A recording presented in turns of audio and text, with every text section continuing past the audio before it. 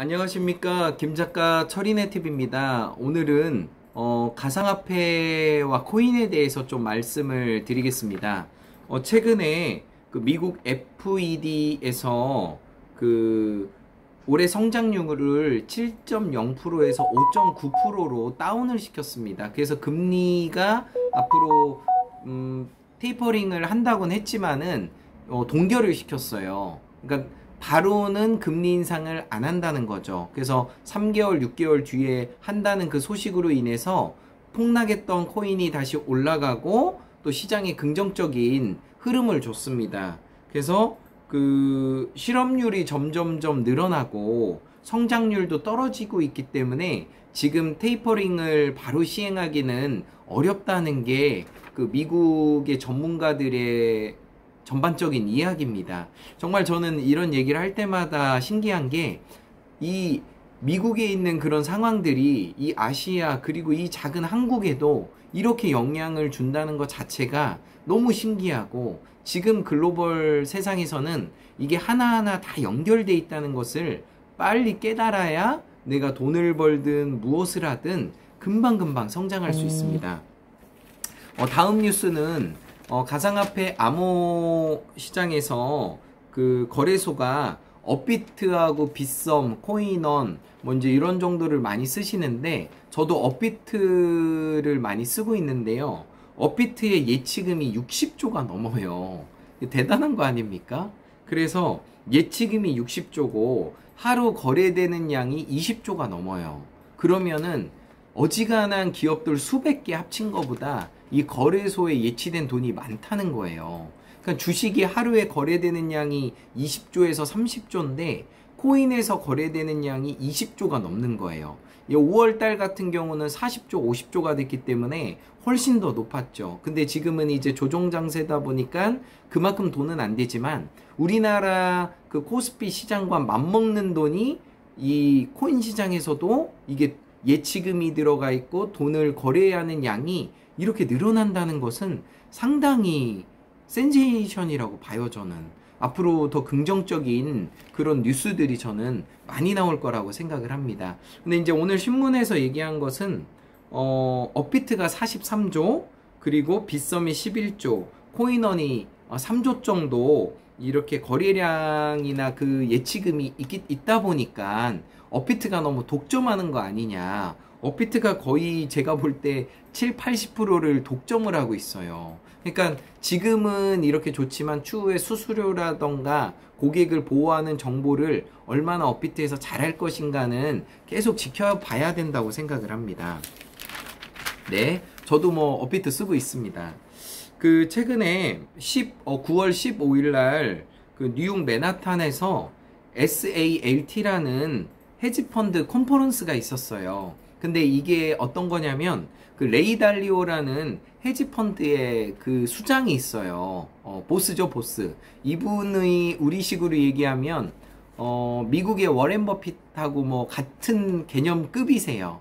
헤지펀드에서는 거의 워렌 버핏급이 레이 달리오예요. 이름 너무 좋죠. 레이 달리오. 이분이 비트코인을 갖고 있다고 예전에 투자를 하고 싶다고 했을 때 그때 코인 가격이 좀 올랐는데, 요번에는 이분이 좀 상반된 얘기를 했어요. 이분은 이제 금과 헤지펀드를 중요시 여기는 사람이다 보니까 대놓고서 금이 낫다 이렇게 얘기를 한 거예요. 그래서 이제 그 여기서 그 마이클 보그 크라츠라는 사람이 5년 이내에 금을 따라잡을 것이다. 그리고 현재 비트코인 시총이 9천억 불인데 앞으로 2배, 3배 넘을 거다. 이렇게 얘기를 한 거예요. 그래서 이 비트코인은 미래의 금이라고 하거든요. 디지털 금이라고 하고 있고, 왜냐하면 이거는 수량이 한정돼 있기 때문에 더 발급을 할 수가 없어요. 비트코인 같은 경우는. 근데 이제 다른 이더리움이나 다른 코인들 같은 경우는 더 찍어낼 수도 있어요. 근데 비트코인이 전체 시장의 50%, 60%다 보니까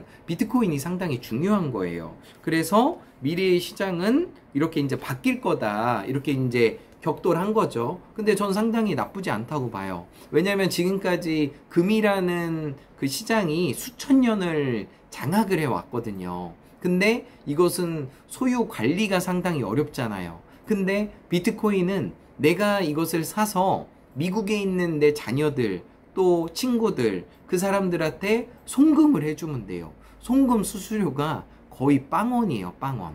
우리가 천불 만불을 은행을 통해서 보내려면은 송금 수수료가 생각보다 비싸거든요.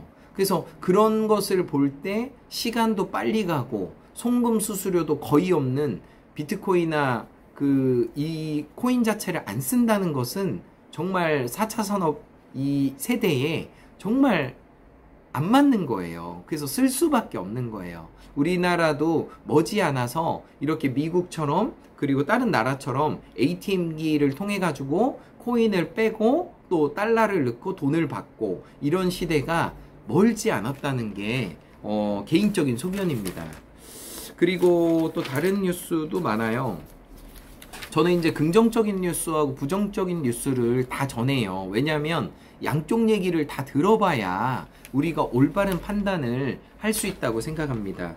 그 엘살바도르라는 9월 달에 그 법정 통화를 원래 거기가 달러가 법정 통화인데 비트코인을 법정 통화로 엘살바도르 대통령이 바꾼 거예요. 국회에서 통과를 시켰죠. 근데 이제 여기서 이제 시위가 생기고 그 법정 통화 했을 때 대놓고서 그 코인 가격이 떨어졌거든요. 그걸 보면서 재밌던 게 엘살바도르 대통령 트윗에 보니까 IMF 땡큐라는 말이 적혀 있더라고. 왜냐면 코인 가격이 떨어져가지고 더 많이 살 수 있었다. 이렇게 이제 엘살바도르 대통령이 농담으로 얘기하고 매수를 한 것 같은데 참 똑똑하신 것 같아요. 근데 이제 이 엘살바도르의 그 ATM기가 전국에 한 200대 정도가 있대요. 돈을 찾고 넣고 하는데, 근데 이것을 이제 방어하고 반대하는 사람은 어디든지 있기 때문에 이 국가 정책에 반대하시는 분은 항상 있잖아요.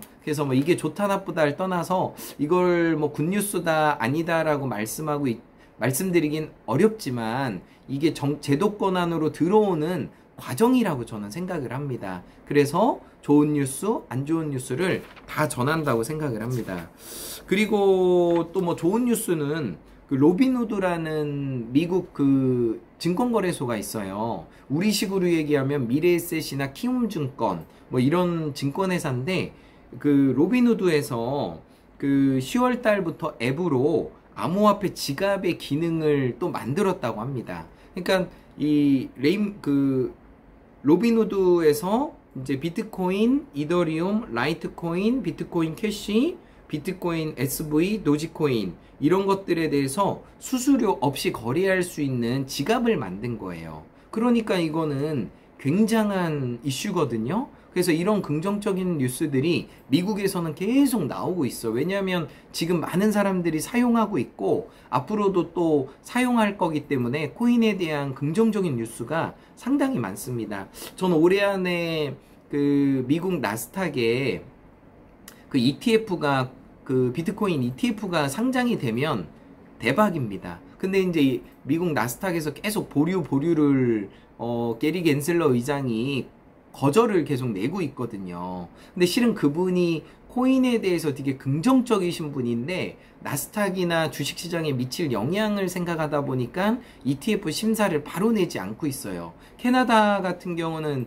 ETF 심사가 올 초에 났었거든요. 그런 것처럼 머지않아서 미국 보수적인 나라에서도 ETF가 심사가 되면은 우리 한국에도 더 좋은 굿뉴스들이 많이 있을 거라고 생각을 합니다.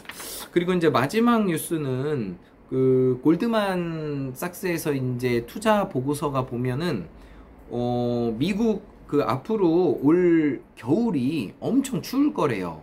그래서 미국 오일 있죠, 기름이 지금 이제 한 50불 이쪽 저쪽 할 거예요. 근데 지금 이게 90불 이상 간다는 얘기예요. 그러니까 이게 뭐냐면 인플레이션을 얘기를 하는 거예요. 그러니까 인플레이션이 앞으로 점점 심화된다는 거예요. 근데 이게 우리가 솔직히 피부로 다가오지를 않아요. 근데 이것을 저는 계란을 얘기하면 계란이 예전에 4,000원, 5,000원 했잖아요. 근데 지금 얼마예요? 7,000원, 8,000원, 9,000원이에요. 그래서 그런 것들을 볼 때 우리가 소득은 뭐 200만 원, 300만 원, 500만 원 정해져 있지만 이렇게 물가가 자꾸 올라가고 올라가면은 내 월급을 갉아먹는 거하고 똑같은 거예요. 그래서 비트코인이든 주식이든 제가 긍정적으로 보는 이유는 내 재산이 계속 늘어나는 것에 투자를 해야만이 내가 이런 인플레이션이 왔을 때 해지가 가능한 거예요. 그래서 은행에다 넣는 것이 나쁘다는 게 아니라 은행에다가 저금을 해야 돼요. 근데 해지나 이런 투자의 개념이 없다 보니까 은행이 점점 위축되는 거라고 생각을 합니다. 어쨌든 이 경제뉴스 잘 들어주셔서 감사하고요. 구독과 좋아요도 부탁드립니다. In every way, I'm getting better and better. 나는 모든 면에서 점점 좋아지고 있다. 감사합니다.